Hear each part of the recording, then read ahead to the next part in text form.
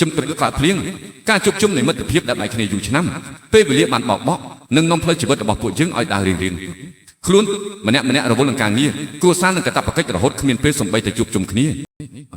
ប៉ុន្តែនៅក្នុងថ្ងៃនេះមិត្តភាពខកខានការជួបគ្នារាប់ឆ្នាំរវាងរិទ្ធីសំណាងប៊ុនណាប៊ុនរីតារ៉ូថននិងណាត្រូវបានជាប់ឲ្យវិញយ៉ាងមានន័យបំផុតនៅផ្ទះរបស់សំណាងដែលស្ថិតនៅក្នុងភូមិវាល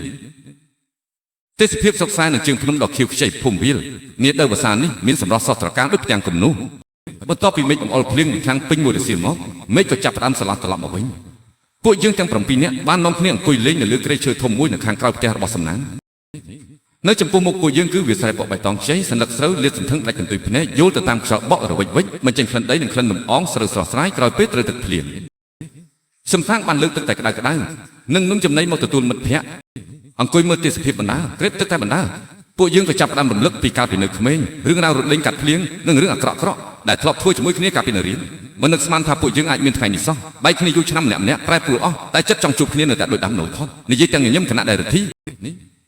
នឹងមុនណាងងក់ក្បាលយល់ស្រស់រីឯប៊ុនរីតារ៉ូនិងសំណាងវិញបានត្រឹមតែសម្លឹងមើលទៅវាលស្រែដ៏ស្ងប់ស្ងាត់ហើយលួចដកដង្ហើមធំដោយក្តីសុខព្រោះការមកទីនេះបានជួយលាងជម្រះភាពនឿយហត់ពីក្រុងធំអស់គ្មានសល់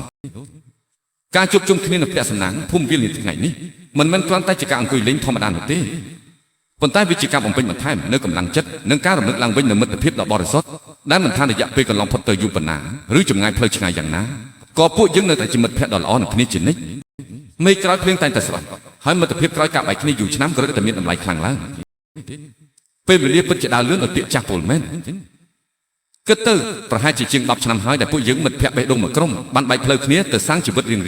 ខ្លួនម្នាក់ទៅរៀនបន្តម្នាក់ទៅធ្វើការនៅទីក្រុងភ្នំពេញនិងម្នាក់ទៀតរវល់នឹងជីវភាពគ្រួសារនិងមុខរបររកស៊ីផ្សេងគ្នាប៉ុន្តែនៅក្នុងខែនេះក្រោមការណាត់ជួបយ៉ាងទាន់ហន់មួយរបស់សំណាងពួកយើងបានត្រឡប់មកជួបជុំគ្នាម្ដងទៀតនៅឯស្រុកស្រែចម្ការដែលជាដីកំណើតដ៏មានអនុស្សាវរីយ៍ការត្រឡប់មកសុខសាន្តក្នុងរដូវវស្សានេះធ្វើឲ្យអារម្មណ៍របស់ពួកយើងរំភើបយ៉ាងខ្លាំងប្រាប់មិនត្រូវទេសភាពសុខសាន្តចម្ការនាខែនេះពិតជាស្រស់ស្អាតប្លែកភ្នែកនិងមានជីវិតជីវ៉ាខ្លាំងណាស់លំហមេឃខៀវស្រឡះលាយឡំដោយដុំពពកជាមួយនឹងដំណក់ទឹកភ្លៀងតិចខ្យល់ជំនោរខែវស្សាបក់មកត្រជាក់រវិចវិចនាំមកនៅក្លិនដីសើមនិងក្លិនស្រូវខ្ចីដែលកំពុងលូតលាស់គឺព្រឹងប៉ុន្តែតាមមិនអាចស្អីហើយមិនតាមជំរាបចេញទេពួកយើងបានជ្រើសរើសកន្លែងជួបជុំគ្នានៅវាលស្មៅពកបៃតងក្រោយផ្ទះសំណាងហើយហុំព័ទ្ធដោយដើមឈើហូបផ្លែលម្អជាមួយនឹងដើមដូងដើមត្នោតលាស់ខៀវខ្ចីនិងក្លិនក្រអូបផ្កាព្រៃ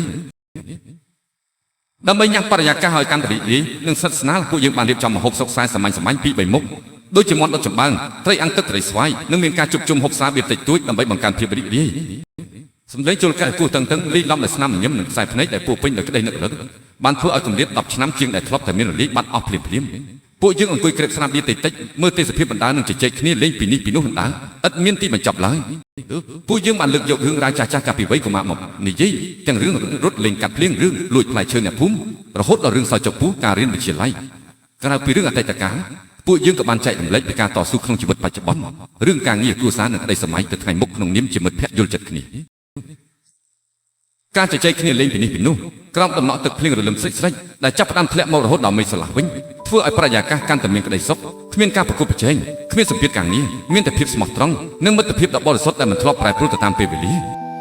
ការជួបជុំគ្នានៅឯស្រុកស្រែចម្ការនៃខែវស្សានេះបានក្លាយជាឱសថទិព្វសម្រាប់ព្យាបាលភាពនឿយហត់ក្នុងជីវិតទោះបីជាការជួបជុំនេះមានរយៈពេលខ្លីហើយពួកយើងត្រូវបែកគ្នាទៅបន្តភារកិច្ចរៀងខ្លួនវិញក៏ដោយប៉ុន្តែរូបភាពវាលស្រែខៀវខ្ចីសម្លេងសើចក្អាកក្អាយនឹងរសជាតិស្រាបៀរនៃការជួបជុំក្រោយបែកគ្នា10ឆ្នាំជាងនេះនឹងដកជាប់ក្នុងបេះដូងរបស់ពួកយើងជានិរន្តរ៍